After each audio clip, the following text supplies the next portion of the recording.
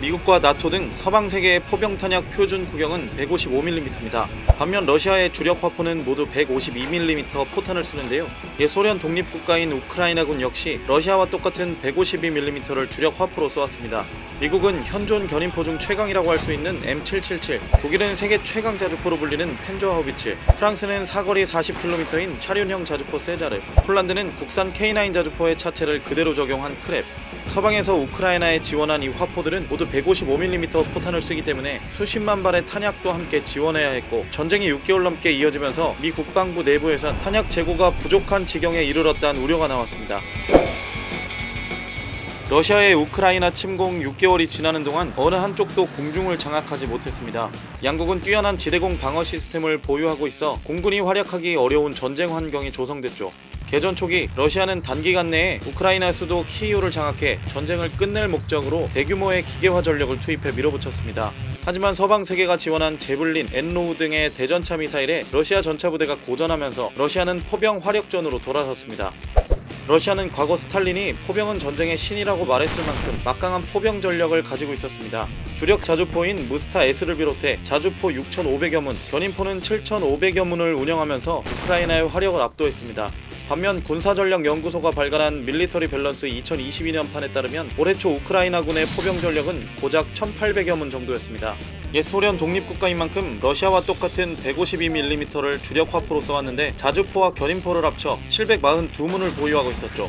미국은 개전 초기부터 루마니아, 보스니아, 세르비아 등 동국권 국가들의 군수공장을 샅샅이 뒤져가며 152mm 포탄 등 탄약을 싹쓸이해 우크라이나에 지원했습니다. 하지만 이 동유럽 국가들은 러시아 무기와 탄약 판매를 놓고 푸틴의 눈치를 볼 수밖에 없었죠. 그래서 미국과 나토는 서방 세계의 표준으로 우크라이나군을 무장시키는 체질 개선에 들어갔는데요. 나토 표준 무기인 155mm 국사포를 지원하고 우크라이나군 포병 장교 50명을 데려다가 155mm 포 사용법도 가르쳤습니다. 미국에선 현존 견인포 중 최강이라고 할 수 있는 M777을 지원했고, 독일은 세계 최강 자주포로 불리는 펜저 하우비츠를, 프랑스는 사거리 40km인 차륜형 자주포 세자르를 제공했습니다.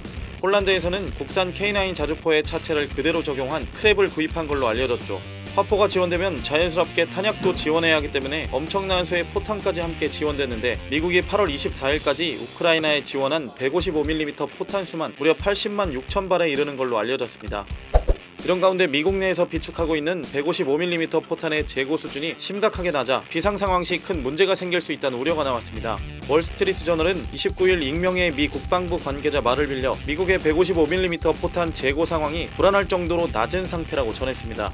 업계에 따르면 미군의 주문에 따라 무기를 생산하는 데에는 13에서 18개월이 소요되기 때문에 포탄 재고를 바로 채우지 못하고 실전에서 문제가 생길 수도 있다는 우려가 나오는 건데요.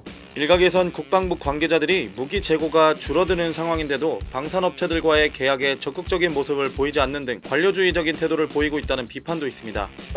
더 큰 문제는 미국이 최근 몇 년 동안 탄약 생산에 필수적인 광물을 조달하기 위해 중국에 전적으로 의존해왔다는 점입니다.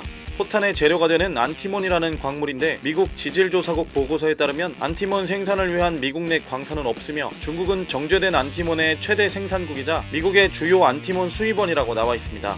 중국뿐 아니라 전쟁 당사자인 러시아가 두 번째로 많은 안티몬 생산국이란 점도 미국을 암울하게 하고 있습니다.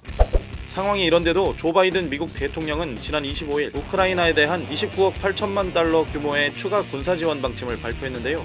이번 발표는 단일 지원으로는 역대 최대 규모로 미국이 지금까지 우크라이나에 지원한 군사적 지원은 모두 106억 달러에 달하는 걸로 알려졌습니다.